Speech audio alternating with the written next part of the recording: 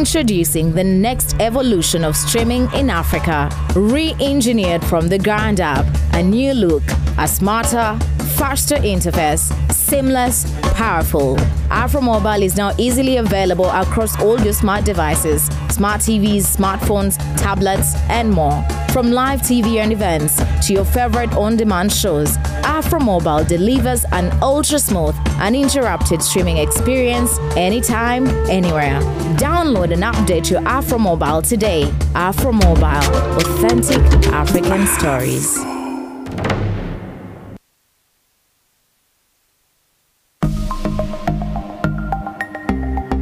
Better steady, be better.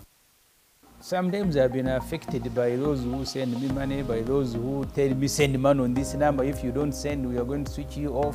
Recently, there is a man who keeps calling me from West Nile. He keeps sending money on my number. And thereafter, he says, you send back my money. Yet when you are sending money, the name of the person you are sending it to, this guy, I hope he's watching. This is like the fourth time. I have sent my money on your number by accident. Please, can you send it back? He said, is this security? So you need to be very careful. Follow the process and then master them. Let them not be in a hurry and then be extra careful. Better steady, be better. In partnership with Uganda Communications Commission and NBS. Our city is drowning in a waste crisis. Floods, pollution, disease. The consequences are real, but there is a chance to turn the tide. The Uganda Environment Forum 2025, a powerful platform for change. Key stakeholders, urgent solutions, real impact. Be part of the solution. Partner with the Uganda Environment Forum 2025. For details, contact +256 200 330 222. We all need light in this life, and at Lighting City, we make sure we light up your world in the way that you deserve, with the widest range of classy and unique selection from all over the world, with our customized products like Lighting City chandeliers, wall lights, Lighting City outdoor lights, spotlights and strip lights, bedside lamps, floor lights and garden lights. We also deal in electrical items like switches, electrical cables, and so much more. Find us in Kampala, 5th Street, Industrial Area, Chinese Business Hotel, opposite Mosque. Lighting City, the 21st century electrical and lighting store. Ng'olina Momo, olina obuyinza obukufuula musiga nsimbi era n'otandika okwefunira akasente aka buli lunaku ku ssimu yo. Nyiga *165*7*M# olw'otandika okusiga ensimbi okutandikira ddala ku ssingi 1,000 lwokka ng'okozesa Momo Investor. Ate ekisingayo obulungi osobola okuggyayo ssente zo mu buliwo ekiseera kyonna. Eyo ye Momo, obwo bwe buyinza obukufuula abasingako.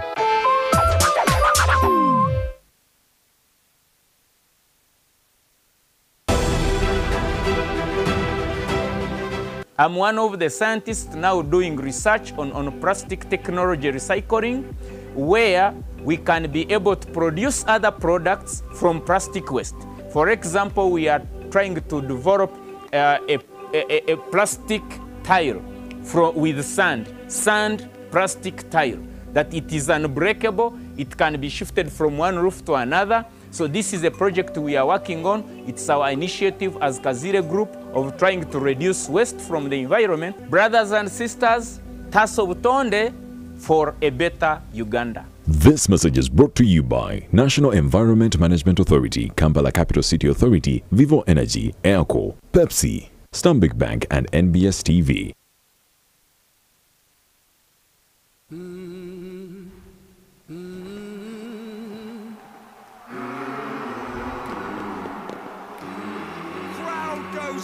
Absolutely emphatic. He has done it. Get ready for more on SuperSport, the only place to watch all the FIFA Club World Cup. Mu mu nseera y'emitimbagano si buli ky'olaba nti kituufu. Amawulire amafu ensangi zino gasaasaana mangu okusinga amatuufu, ekituleka nga twewuunaganya wakati mu kusoberwa oba kiriwo ekituufu. Amawulire amafu gawabya era galeeta okutya n'okusoberwa. Dismiss ye kakuyegazze okukutaasa. Lowooza nnyo, weebuuze bulungi era sooka okakase. Twegatteko tumanyise bannayuganda ku bituufu byokka. Dismiss, weebuuze, noonyereza, okakase. Ffenna awamu tulwanyise amawulire amafu.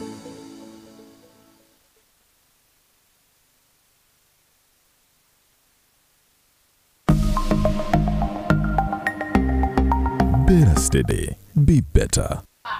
Ndabula bannange benkola nabo n'abantu bonna abandaba beewala abafere. Obufere buyitiridde, ababbi ababbira ku masimu ku ssente.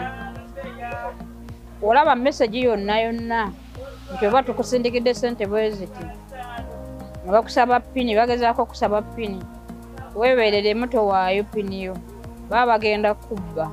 Mwewala abafere, mubeere steady. In partnership with Uganda Communications Commission and NBS. 2026 is calling and your voters are watching, listening, scrolling and streaming. Ready to lead? Then it's time to be seen, heard and remembered. Next Media is your campaign partner. From TV to radio, digital to mobile, even influencer power. We get your message everywhere. Whether you're running for MP or local council, it's your time, your voice, your victory. Book your space now with us on 0761 001 890. Eno ye Salam TV.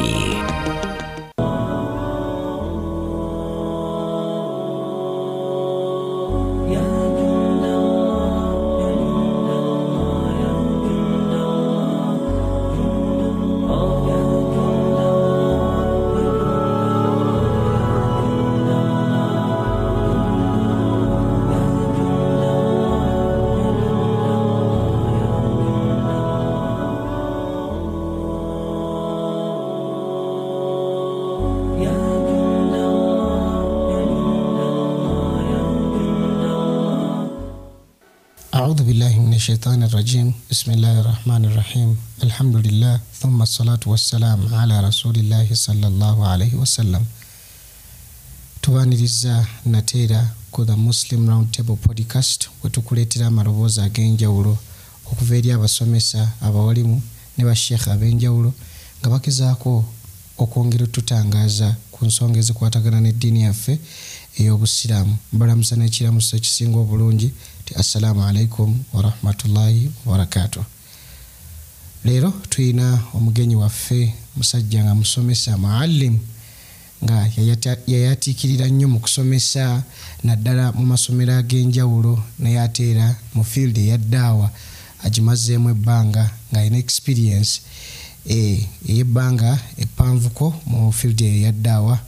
Sheikh Abdul Sabur Nsubuga ndowooza abakibuli SS mumanyi, n'abo abaali basomeddeko ku Answari n'amasomero amalala naddala ab'ekakiri ebiraali ate mwe mumutegeera nnyo. Naam Sheikh, assalamu alaikum wa rahmatullahi wa barakatuh. Wa alaikum salam wa rahmatullahi wa barakatuh. Seka tukwaniriza nnyo ku Muslim Round Table podcast. Ndowooza abantu bagenda kumbuuza amaanyi nagajjeewo agakusitula. Bijjo bakuwulira ku Fikratun Sadaqa. Kati ate bakulabye nga ozeeko ku mpewo zaffe eza Muslim Round Table. Ndowooza nze nja okubagamba nti oboolyawo tukuyinako kati amaanyi. Allahul musta'an.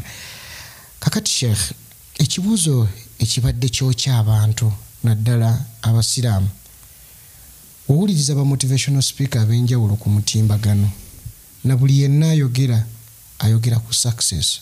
Mu masomero mugamba abaana basome nnyo babire successful. Buli kifo kyonna abantu banoonya ekigambo kimu: success, peace, joy n'essanyu n'okuwangula. Tubitwale byonna mu kuwangula. Naye obusiraamu bwogera ki ku success, essanyu, peace ne joy, byonna ebireetera omuntu okwesiima? Obusiraamu bwogera ki ku kwesiima? نعم أعوذ بالله من الشيطان الرجيم بسم الله الرحمن الرحيم الحمد لله والصلاة والسلام على رسول الله صلى الله عليه وسلم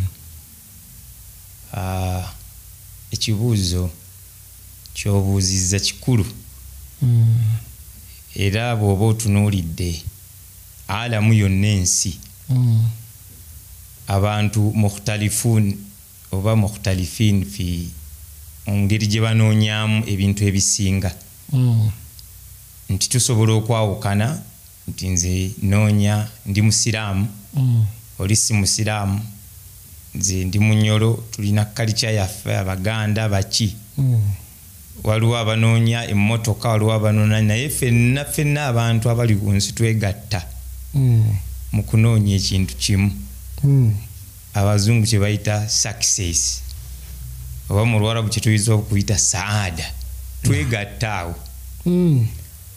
obula kirina gye kyawukanira kati nga bw'osomako mu suratu Hud aya ya 15 ate eri ku nkomerero Allah olunaku lwayogerako nti yauma yati la takallamu nafsun olunaku olugenda okujja nga teri yagenda ku mwoyo gwonna teri ajja kwogera nga Allah waga nti la yatakallamuna illa man adhna lahu rrahman wa qala sawab niye kyenjagala mu aya eyo Allah agamba faminhum shaqiyun wa sa'id luli olunaku olw'enkomerero waliyo bashaqiyu ye muntu afeirinze okutuuka ku kigendererwa kye ekyokwesiima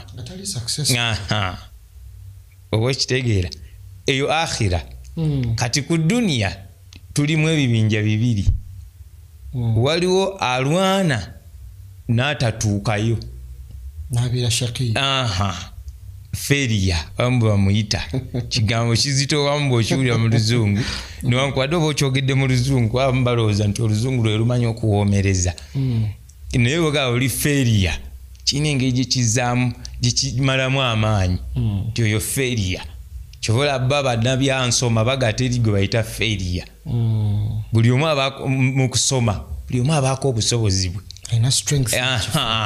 katoyinza ga feria ate nga yayise physics nagwa chemistry at least specifying mu chemistry ate era omubizi ebe ebibuuzo asobola okuba nga beyasomye tebyazze kikiriza mu musiru sajja omu yali ayogera naga nti senga yonna ebweterawo abaana akafu ga bino byonna biba bikulemi kale tuwandikireyo ku ebibyo byo ojja kulaba abaana ng'aleeta notice mpitirivu kati ffenna abantu olaba abantu nga ogayo ba motivational speaker of course they are motivating ng'ekigambo wekiri naye nti buli omu akulaga amakubo ga success naye success eyo gy'olaba ekigambo ekyo mu bazungu ne bw'ogenda mu basomi abakebera mu encyclopedias bajja kulaga ekigambo ekyo kizze definition zaakyo zikula okusinziira kwani akyogedde definition za success zikyuka okusinziira kwani akoze eki nti bwe kyajja kikula abamu bayogeranga success muntu okufuna sente afunye ekitiibwa owulidde nettutumu yes kati nekijja webatuuka mu revolution y'abafeminist abakyala bakulwana okwejjayo bo ne bongeramu nti kwe kubanga ofuna ekirwa n'ovaayo ng'omukyala n'okola kino ne kino ne kino ne kino oba successful eyo ra'ayi owulira ndowooza wezikyuka ku musajja waleeta success alina ekiki ate n'omukyala bw'akireeta alina ki ekiki kaakati abantu bonna bw'oba otunulidde ntuga nti success kitegeeza omuntu okubeera ng'atuuka ku bigendererwa bye nga bw'abirina ebigendererwa bye naku zino waliwo omusitala ogutambula obulamu bulinga we yakola ki kati kiba kitegeeza oyo abanga atutegeeza mbu ye yakola ki naye atagamba bulinga we yabubala akyayagala following kitegeeza tebunnaba tulimba kitegeeza ekikwagaza following olina ekibulako oba otegedde ekikwagaza following olina ekikola ki ekibulako tulina omugagga ga yakolera ne bagoyo omugagga naye ng'ate bamuyita bamusasula kati bwaba mugagga nga yaggwadda lwaki tukusasula ojja otusomese bwe bakola ssente lwaki abantu bakusasula basome kitegeeza okyalina naawe olugendo luki oluwanvu nti era naye akyagula airtime ku TV akyagula airtime ku TV bamwogereko ate gwe yatuuka then okyawaayo zaaki kati komaawo lya buli ssente zo linda kufa ekitegeeza nti success buli omu asobola ogivuunula ku ngeri naye ffe wetutula wano ekigambo kigamba muslim round table akagambo ka muslim ffe kaba kakulu wano wetutudde okuleeta success mu ngeri y'obusiraamu nti gwe wenna alaba puroguramu yaffe twagala nedda agambye nedda naye mulimu values mulimu nedda ffe muslim notinga akagamba ako muslim gwoyinza okutuula ebbali neweetegereza nogamba butufe y'abasiraamu ate enjirabye enkolera tukuwerokaminga mashallah owulidde tukuwerokaminga wabula ate ogamba nze sikkiriziganya nakyo of course muslim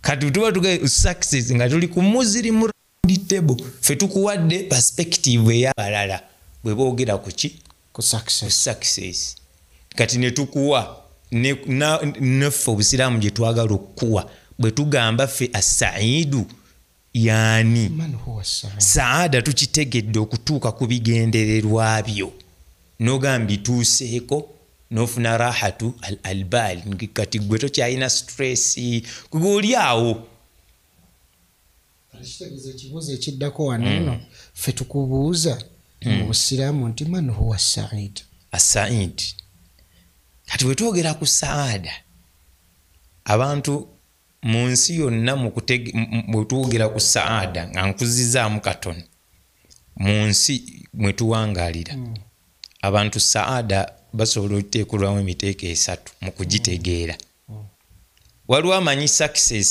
ng'amanyi kufuna worldly benefits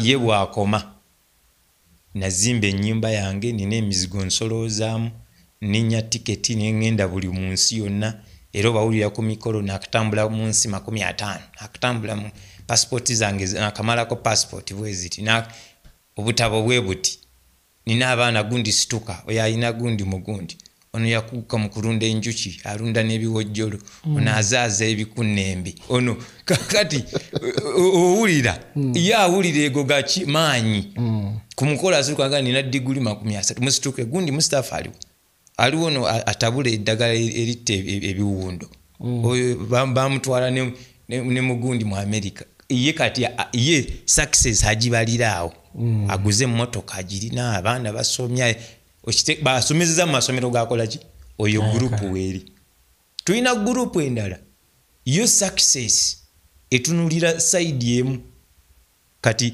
eri gurupu abangi bagirimu n'abamu nga basiraamu eno bagivamu gye tuddako bo bakasa dunia afuna oba atya eyo gurupu esoose they don't care oba azifuna ekikulu akituuseeko assa omuntu ekikulu ayagala ye kutuuka wakola ki vaawo mpitewo aguze ettaka n'asenda abantu omutwalo tebimukwatako ye ayagala kusimbawo miti oluvannyuma lw'okusenda abantu nassaawo emiti n'alundirawo byalundiddewo ye ekikulu atuuse ku kiki kukyayagala era olaba tuba mu makubo olw'okuba oli ye ayagala tuuka akutomera bwaba wa boda n'akuvuma n'okuvuma haji otamidde naye ng'amanyi ddala oli haji kubanga ekiki kyabala kiki tayagala mmanya bano balese ewansi abalese ate tebimukwatako bwaba mukulembeza afufuggaza kubanga ye ebisigadde ye tayagala kumanya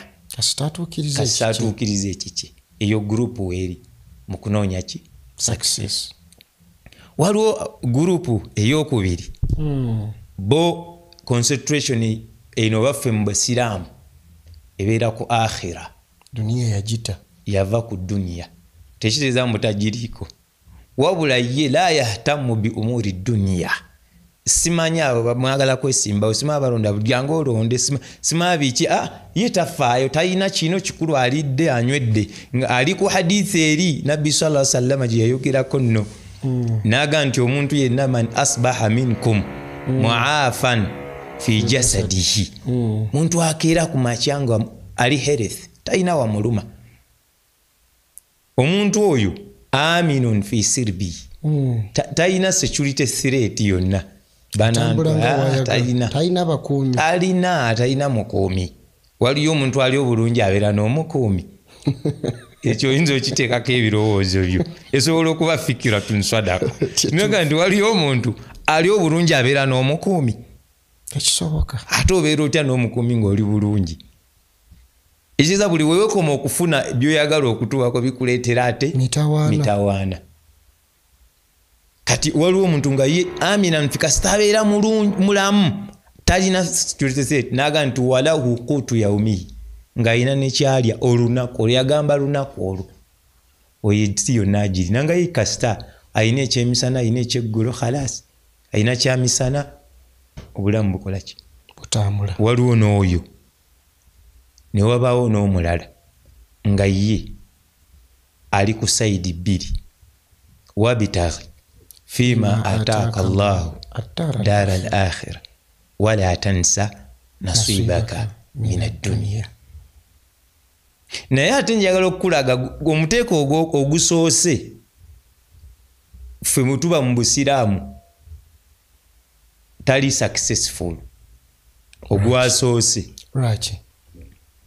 kati kyetugaa nti ani saidi waliwo omuntu alooza nti saada eri mu kukuŋŋaanya maali ye duniya kati gyolaba era abantu bakuŋŋaanya maala lubada ebeerawo ndulundu eri muki mu banka ne banka bazibba ne banka yes eri mu banka ate n'abeewe yagibakweka sireza bwafa ani azirya sente ezo banka ezisigaza yazikweka n'abeewe yasobola okukaabirira naye ng'ayina obukadde 5 mu banka mbw ayina kya planinga kati waliwo abalooza nti saada fi jamu imali bwe muteeko ogusooka gwe tuliko naye njagala ofuna ebyokulabirako byabakuŋŋaanyiza ssente waliwo ekyafaayo ky'omukyalo eyali omuwala w'omusajja omugagga ennyo taata we n'afa n'asikira emmaali yonna naye mu kusikira emmaali yonna n'afumbira omusajja yasooka n'ayawukana naye n'owookubiri n'owookusatu n'owookuna n'owookutaano ku nkomero bamusanga bamubuuza ku wookuna nti kiki ofaaki naye nga yali mwala wa mugagga biliyoniya naga noonya saada noonya mirembe noonya kubeera kwesiima namuga ye oyina ssente era ku nkomero bamusanga afiiridde ku street emirembe gimubuze n'okwesiimubuze osobola okukola ku research osobola okutunulako ku b'omanyi ba biliyoniya mu life yaabwe ddala obawulire ebigambo bye boogera oba balyokke waliwo abazannyi ba movies abazannya boolaba nga bali prominent ogolaba nga yafuuka drug addict ekikyanoonya ne bagamba ayina mansion kwega nene yenkana nga Kampala noga kati kikyalina gonoonya rumu 2 oloza onoozifuna nti okoze eki alina mansion ali ku drugs kyekimwe kubisa drugs anoonya mire bwazima bwati bamanyi ogamba agenze high naye yetamanyi nti agenda wa kabuli ene agyekuba waliwo abalowooza ye batyo naye otunula ebyekizambu n'ozifuna ekizambu tugende mu Qur'ani inna Qaruna kana min qaumi Musa Karuna yalina sente zitayina alina leero naye sente tezamumalira ate kuyigganya nakwefuula kiwaji Allah namuzikiriza waliwo abalowooza ti sente ziri mu jaha kasaafu ne success eri mu kitiibwa agundi mufti gundi amiru district kazi president w'abatasoma Mr. Holy egundi ompite gundi ze headmaster w'egindi ompite oti erinnya tali haji odayaga honorable olaba aba parliament nga bogaga we are the honorables the land group, the land comrades. Yes, baga mashallah bawulira baki nese waliwo abadde n'ebitiibwa byonna akhiru matwaf era nga bakaaba mbu tebali successful. Abalina ku byafaayo mutuleko ku baaliwo ku mirembe gya Amin Obote nga balina ebitiibwa baakomawo. Kati nno katudde emabega waliwo omusajja gwe bayitanga Firaun ala fil arzi ala kiga Allah yakwesa ala yafuuka kiwaji waggulu w'ensi wano n'ayawula abantu yastadhifu taifa gwagambwe mufa gwe gwenda kubeerawo mufa naye olw'okuba yali alina ekitiibwa naye nga tannatuuka yayigganya Musa olw'okwogera nti wali alina ekitiibwa nti ng'awulira tali comfortable tiwaliwo alina ekitiibwa kiza yali tannatuuka teyakoma ku ekyo n'atandika n'olutalo ne Allah ayagala musinga kitiibwa ana rabbukum al-ala naye yaga nti ye Katonda wa waggulu ayakomawo yafuna ki olwairo waliwo abalina ssente n'ebitiibwa nga kiraga nti yalina ssente ekimotoka ekikadde ekyameramu omuddo mu lujja nekikalina ekirina omuddo waggulu ku mategula naye ng'ebiseera byo yalina ssente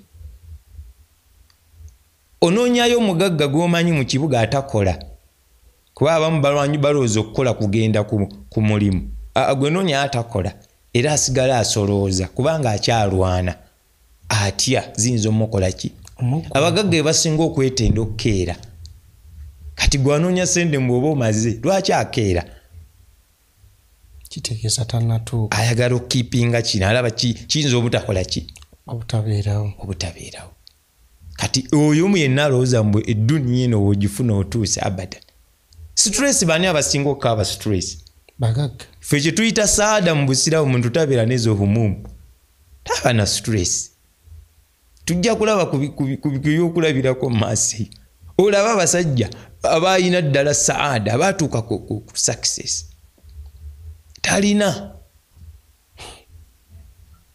tulabe ng'olaba aba Umar yeebaka wansi w'omuti naye nga khalifa president yeebase wansi w'omuti pulezidenti katugezeko bwale ku pulezidenti wadde ekasika bakatono kano ku musajja akulembera abasiraamu jaziratul arabiya yonna n'agenda mpaka Spain emperor yeebase wansi w'omuti ennyumba ye temuliimu kizza maaso bw'oyingira temuli firiji temuli ki naye talina Abu Darda bayingira ewuwe nga basanga nga mu nju temuli kintu naye omugabo Abu Darda kiki aga ebyange nina gye mbitereka namugabo wabiteresa mukwano gwo nagamba nkola mbiteeka wa Mungu wano kaseera katono naye nga talina gwakabirira.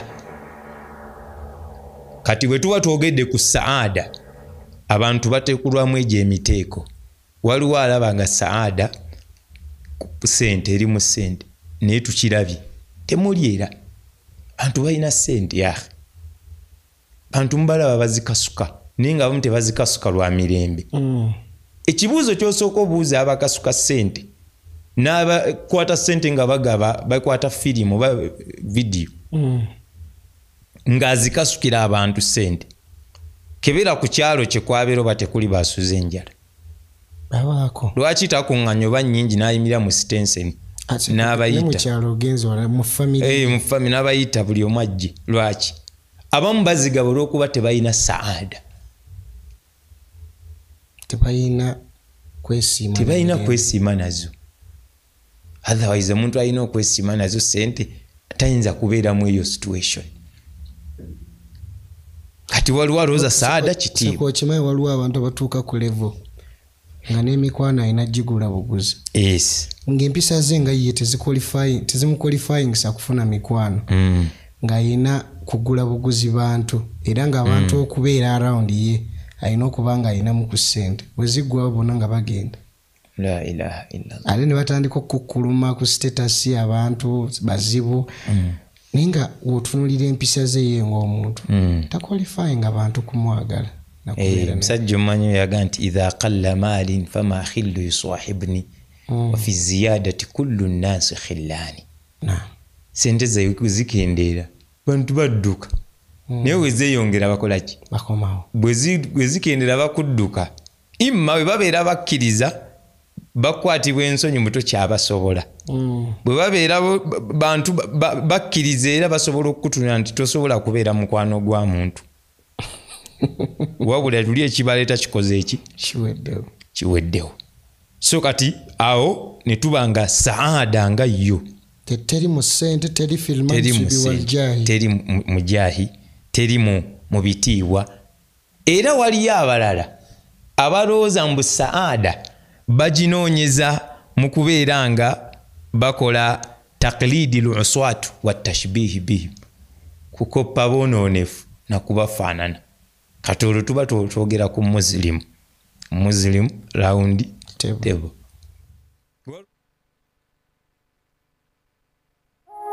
Eno ye Salam TV. Better steady, be better.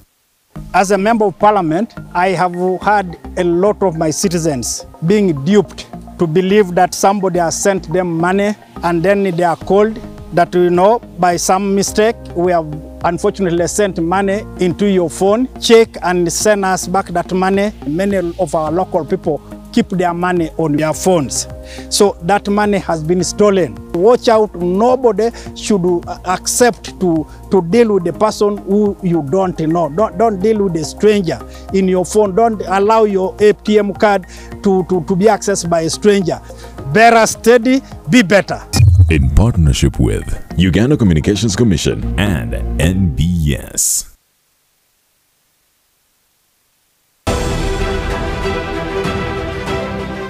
Now, many of us would prefer to use the Kavera when going for shopping or buying whatever stuff you usually buy for home or for your children or for whatever. Now, I would like to advise you. I think it's much better to keep our environment safe by using paper bags or cloth bags. Those are much safer because when we use the Kavera, you throw it around, it could block our drainage, and in Kampala what happens when it rains. There's a lot of blockages, and usually that causes a lot of problems in terms of water all over the city.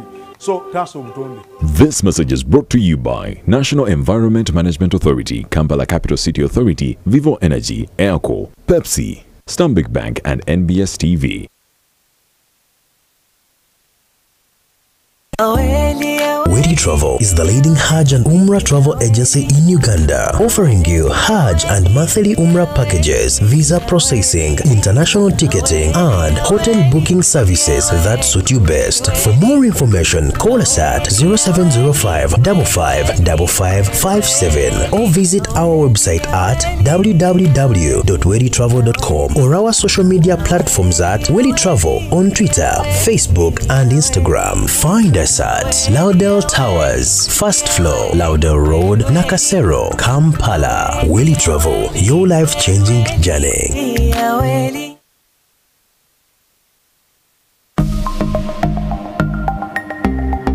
Better steady, be better.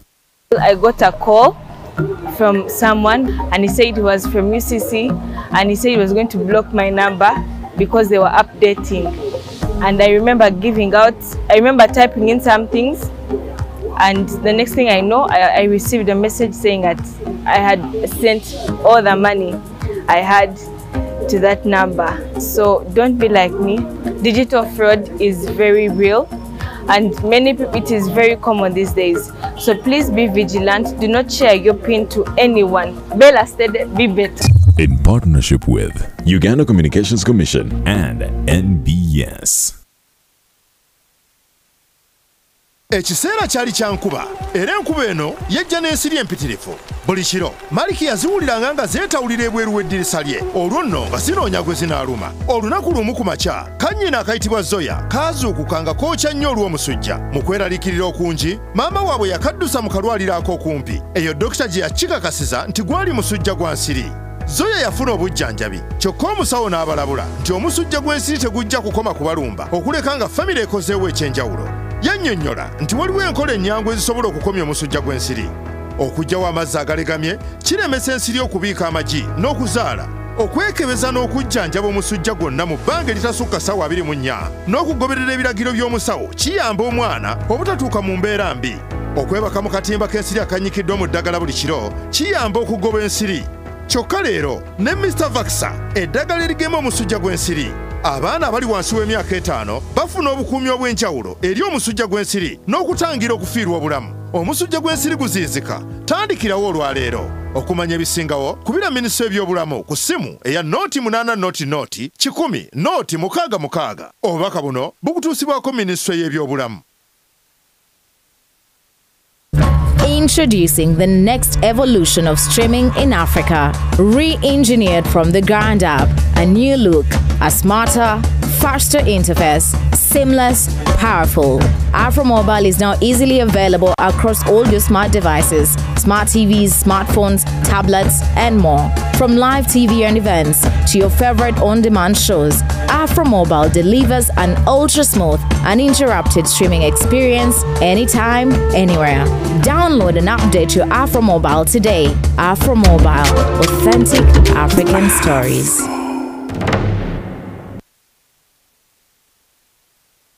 We all need light in this life, and at Lighting City, we make sure we light up your world in the way that you deserve, with the widest range of classy and unique selection from all over the world, with our customized products like Lighting City chandeliers, wall lights, Lighting City outdoor lights, spotlights and strip lights, bedside lamps, floor lights and garden lights. We also deal in electrical items like switches, electrical cables, and so much more. Find us in Kampala, 5th Street, Industrial Area, Chinese Business Hotel, opposite Mosque. Lighting City, the 21st century electrical and lighting store. Eno ye Salam TV. Mukwambala bring zambale atambula ateke njegere mbulago ateke ku matu afaanagane ng'omuyimbi omu afaanagane ng'omuddugavu omu ayambale omukyala gundi bwati jini nsale bweti erimu ebituli ngaloza mbukwesima naye bameka babyambadde buuza oli gw'okikoppa oba ali Said bakubulira enfa gye yafa yeekubye eddagala ng'ali mu kibaafu yafiira mu kkomera nga bamusiba gwa kukwata abaana kati gwe gw'okoppa mboloozi ogenda kutuuka ku kwesiima kye bayita saada ziza kwesiima nti weesiimye naye waliwo abakoppa abantu n'ennyambala n'enjogera naye nga gwakoppa asinlillah mujeemu ya Allah. Kati ate saada eno abamu we batabulira ne balowooza abantu abamu tebali Said.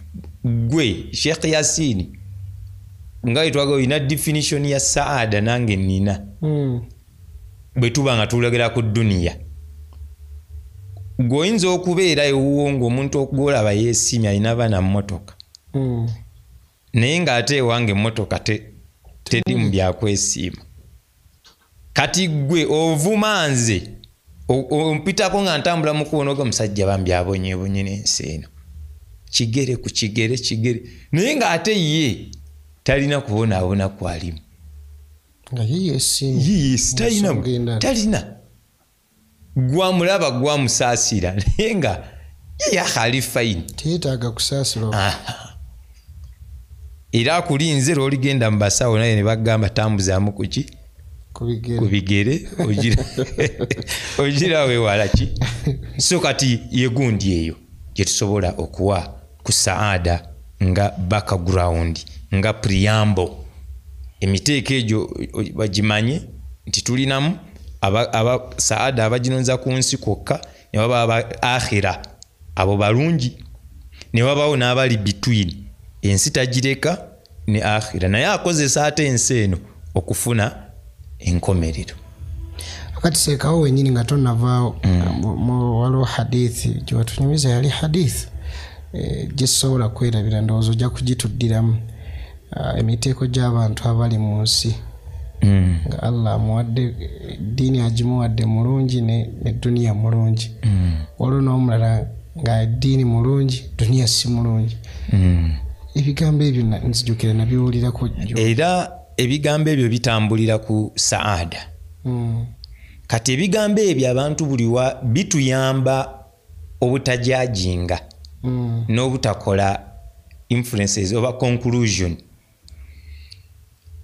nti emiteeko gy'abantu wakati w'eyeesiimi n'ateesiimi mu bantu era gisobola okuteekulwamu gino emiteeko gye tuteekululamu si kulaani mbu tosobola kuteekululamu mirala wabula giba gituyamba okutegeera information eno nti waliwo omuntu kati wano tuwa twogera ku kukola emirimu n'obutakola n'embeera gy'olimu versus embeera akola n'atakola n'embeera waliwo omuntu nga ye embeera ye bw'oba omutunudde gy'awangaaliramu yeesiimisa ng'embeera ye yeekola ki yeesiimisa naye ate nga ne wa Allah akola ali ebi nga mulungi ku nsi gwe by'oyita saada abirina ate ne ku akhira by'oyita saada abikola abirina tava mu darasa tava mu kuwaayo kuyambanga gino emikutu awali okuwaayo akola ki awaayo nate bw'omulaba abaana be gye basomera mu masomero g'eddiini ag'amaanyi abasomesa eddiini ate emmotoka era azivuga ennyumba azirina abakyala abalungi ab'eddiini abalina kati oyo bw'aba mu eyo situation that is a normal situation lwaki eri normal kubanga Allah yagamba eri normal batyaseka Allah subhanahu wa ta'ala ayogera mu Qur'ani omuntu yenna anakkiriza agantu wa huwa mu'minun falanuhyiyannahu hayatan man amila salihan min dhakarin au untha ekikulaga obusiraamu tebusosola mu kusasula min dhakari au untha oba mu kusasula tewaliwo mukola naye mu kusasula emirimu gy'obusiraamu buli omu akola newankubadde waliwo abaga guno mu mugukola w'emuti naye kusasula buli omu akola ki ayenkanankana aljazaa'u min jinsi al-amal kyokoze kyokola ki falanuhyiyannahu hayatan tayyiba ku nsi then n'amayiza n'agamba atya walanajziyannahu agamba atya ku akhira ne ku nkomera agenda mukola ki agenda kumusasula ejjana bi ahsani ma kanu ya'malun atamu n'ekisinga ku kyeyakola ki kyeyali akola ekyo kiri nnomu kuba Allah yakyogera era eyo situation bw'ogira ku musiraamu tusaba Allah agituwe ali said naye tujja kulaba amakubo agakutuuse eyo waliwo omuteeko omulala nga ye takola Allah byayagala naye nga n'embeera ye ku nsi nzibu agenda kubonaabona ku nsi ne ku akhira abonaabone bwe baba bakwata abayaye ku kyagwe basookerako siri mu binti enfaananayo tasaala ate bwe baba banoonya abayaye gwe batandikirako tasaala emirimu takola ki talina ku nsi ne ku akhira khasira dunya wal akhira n'oyo omuntu ali mu mbeera eyo nga tokola Allah byayagala ate n'embeera yo ku nsi mbi ekyo kiri nomo raki Qur'ani etugamba muziri mu round table tuba twogera ku Qur'ani awo tetuleeta mboozi mpitirivu waman a'rada an dhikri fa inna lahu ma'ishatan danka wa nahshuruhu yawma al-qiyamati a'ma eri kwoli Allah muwadde bibiri nti hayatan tayyiba ku dunya ate ne ku nkomere noona agambye anaava ku nkola ku Qur'ani ku mateeka ga Allah nannyini nsi falanu agamba atya fa inna lahu ma'ishatan danka agenda funa obulamu obwa stress lwofuna kapikipiki ke bakuwoze wa polisi wakwata oyise ku pavement leeta 5 togirina najjo nga bakasuulayo ate tojja kudda wannanyogyo weewoze ng'odduka ku kyalo olinnye takisi ogenda okeweramu ssente oluviiramu nga bwaleti yegudde nga kondakita akuyisaamu empi baziina tosaala oli ku ludo oyingidde kikaali kya betingi kaka obulamu buli awo bajja oyoola abali mu gundi gwe batwala buli kaseera gwe beefaananyiriza omubbi oli akusongamu nga siye gwe yuuyo gwe naguza gundi gye nabba wali ali mu mawadhi ituhamu ne bakutwala n'osavinga mu kkomera myezi fa inna lahu maishatan dhanka ate togenda kukoma ku akhira budduniya bw'otakyusa wa nahshuruhu yawma alqiyamati ama qala lima hashartani ama waqad kuntu basira qala kadhalika atatka ayatuna fanasitaha wa kadhalika alyawma bwe watu baga kulerera ne baga kusomera noza bibozi tokola dini kusiramu obusuulo olabanga ekyokuzanya mba muita philosophy andi kati abamu seeka yamwogera ku dini oli agenda n'ateekawo comment weebale nnyo assistant Allah ogenda okebera awandise ekyo nga musiraamu erinnya lya kisiraamu eyo defense mechanism ennaku zino eri common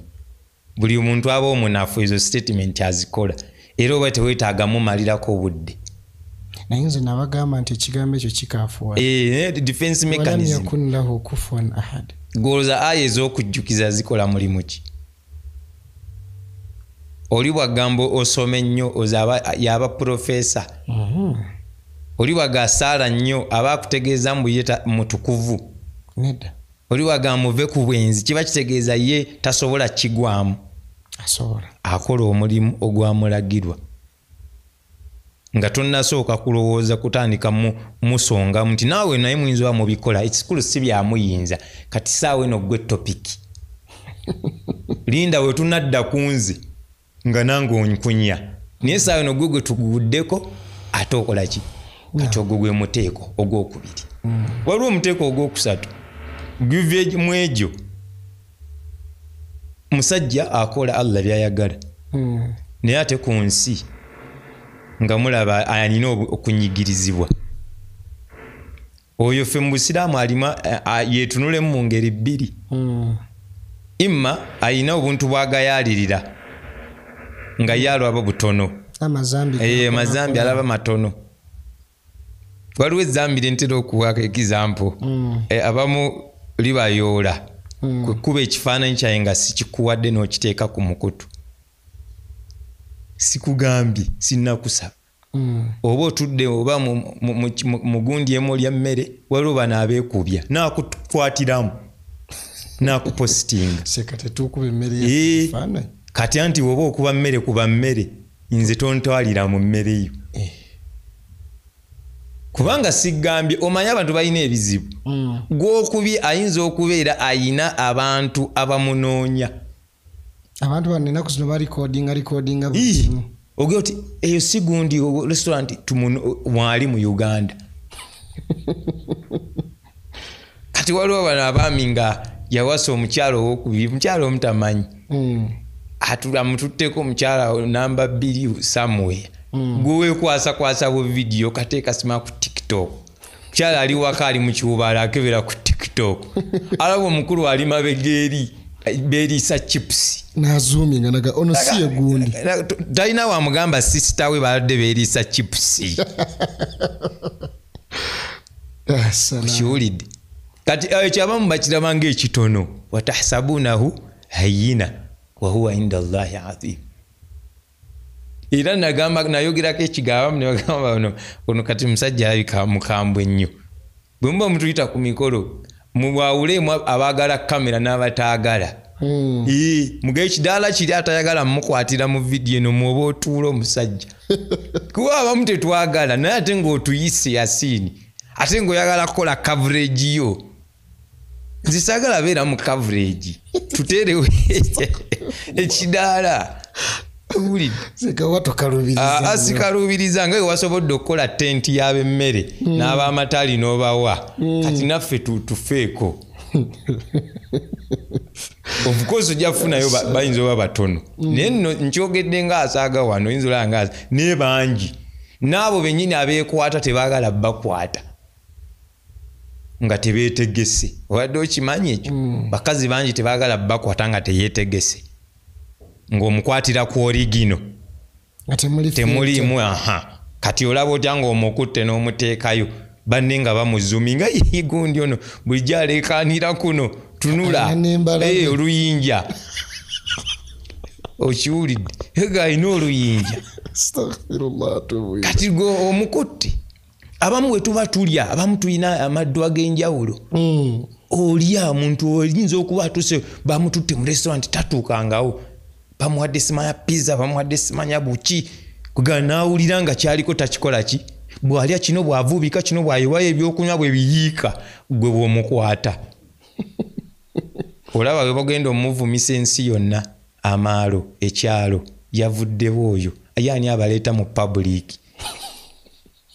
kati waliwo omuntu nga alimu atya Allah n'embeera siki oyo yeetunulemu ayinza oba alina obuntu obwo awandawanda mu kkuba ebikolondolwa n'atabiziika ne tubiyitako ne twenyamira avende manju mutoyiza olukale n'ayonoona n'atafulashinga ye nalowooza katono gogonna onyiiza abantu abayingirayo obusiraamu buyonjo kivuba tukozesa amazzi ate bano abavuga emmotoka ezibaluka ennyo abo ne bayingiramu abo bavuga abantu b'omutima abantu balwadde ate ye munda tekimuleekaanira simanyi obanga kimuleekaanira munda tekikola ki naye ffe n'ogweri mu kkubo ogwa mu booda kaakati oyo naye yalowooza mbu akola kyamaanyi naye ng'ali mu kkosa ero nalyo zambiseeka kubanga okosa abantu abamu kye batamanyi kye bayita seeka ya sini freedom bwe tulifuna omuze tukola ku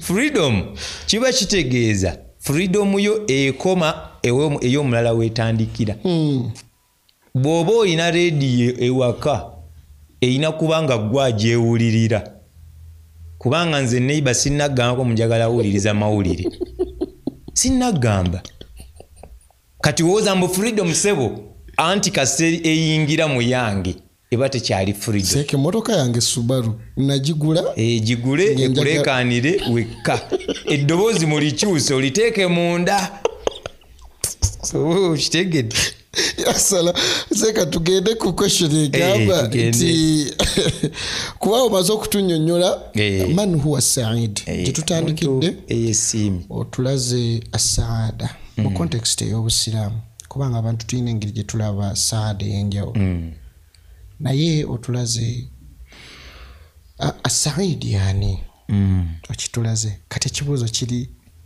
aina ajidu saada nyinza kujjawo okwesiima shekhe njagala mbeereko kwogwo omuteeko nga duniya nnungi nga ne akhira wallahi nnungi kubanga obusiraamu kye bugamba omuntu abalansinga edduniya ne akhira akati nkoze ntya okufuna ekyo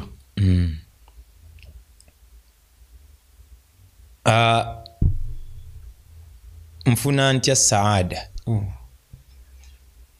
saada nga tugeeta erimu ebyo byetwogedde omusajja omu yagaa nti walastu ara saada jamu maali walakinna attaqiya huwa said saada eri mu kigambo ekinene ekiyitibwa taqwa Allah kati ekyo kyetuyinza otusindika kugunja eddako nga tugaye saada ajagala eri mu kigambo kye bayita taqwa Allah kitegeeza we mba njagadde okubeera Said nina okujja mu taqwa gye mba njinoonyeza eno gyeri kati muziri mu round table paka musagala bakete abamu bamanyi okugwa mu misomo asooka abeere muzirimu alyoka atandika okunoonya saada kati omusiraamu yenna ayagala okubeera okwesiima taqwa Allah kutyani Allah subhanahu kutya Allah subhanahu wa ta'ala ya ayyuha alladhina amanu taqullaha wa qulu qawlan sadida yuslih lakum a'malakum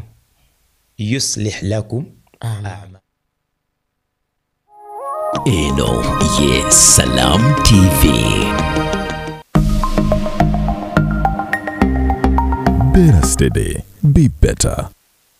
Sometimes I've been affected by those who send me money, by those who tell me send money on this number. If you don't send, we are going to switch you off. Recently, there is a man who keeps calling me from West Nile.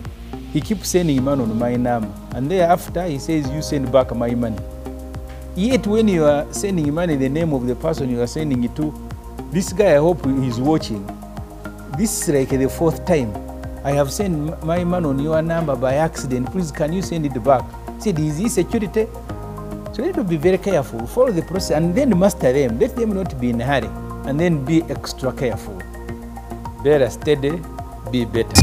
In partnership with Uganda Communications Commission and NBS.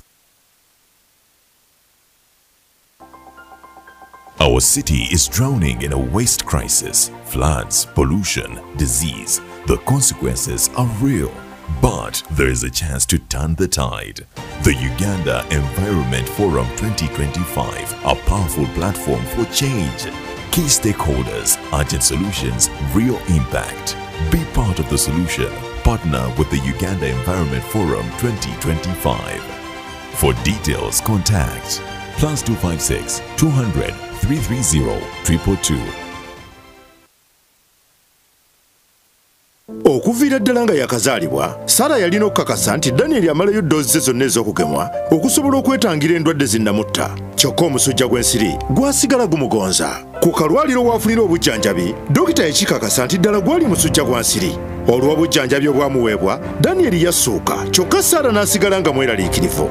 Dokita yamubuulira ku ddagala erigema omusujja gw'ensiri era n'akkaatiriza omugaso oguli mu kugema omusujja gw'ensiri. Sisinkana Mr. Vaxa ne ddoozi 4 esooka ku myezi 6, ku myezi 7, ku myezi 8 ne ku myezi 18. Mr. Vaxa ayamba okwegobako omusujja gw'ensiri. Buli mulundi gw'afuna ddoozi ye ey'omusujja gw'ensiri Daniel yeeyongera amaanyi. Buli ddoozi emwongera obukuumi okwetangira omusujja gw'ensiri. We twogerera bino Daniel mulamu nnyo era alina amaanyi mangi. Twebaza eddagala erigoba omusujja gw'ensiri. Sara yakola okusalawo okutuufu. Okugema okw'ekikungo n'okugema omusujja gw'ensiri kikuuma abaana baffe. Kyalira eddwaliro lyonna erikuli okumpi olwaleero. Okumanya ebisingawo kubira minisitule by'obulamu ku ssimu eya 0800 10 noti 66. Obubaka buno bukutuusibwako minisitule by'obulamu. Introducing the next evolution of streaming in Africa, re-engineered from the ground up. A new look, a smarter, faster interface, seamless, powerful. AfroMobile is now easily available across all your smart devices, smart TVs, smartphones, tablets, and more. From live TV and events to your favorite on-demand shows, AfroMobile delivers an ultra-smooth, uninterrupted streaming experience anytime, anywhere. Download and update your AfroMobile today. AfroMobile, authentic African stories.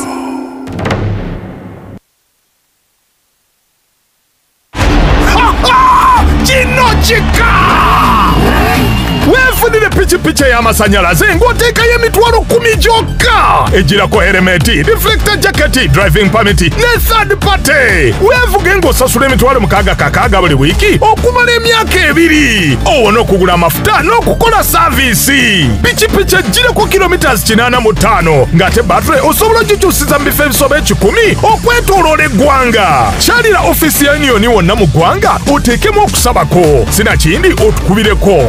Union, the better way to move and grow.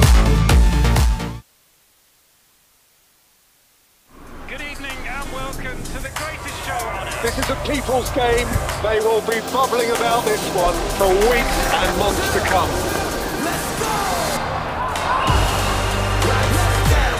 Wherever you are, whatever your reason, it's on SuperSport all season long. Get and stay connected to DSTV Compact and GoTV Super Plus with Kawiki available on DSTV and GoTV.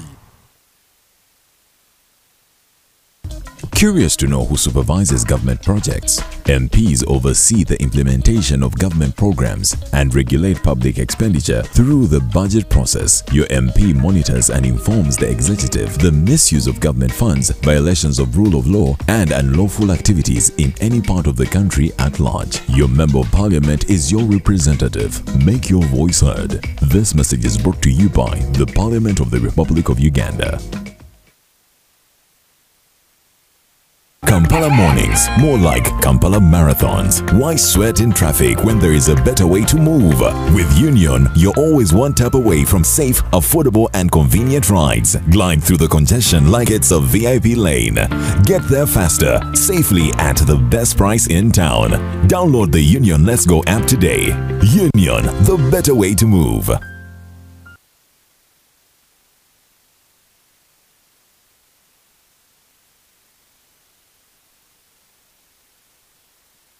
"2026 is calling and your voters are watching, listening, scrolling and streaming.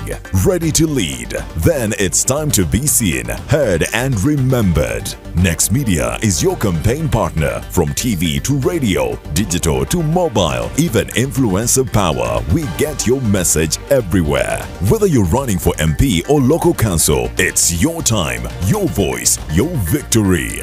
Book your space now with us on 0761 001 890.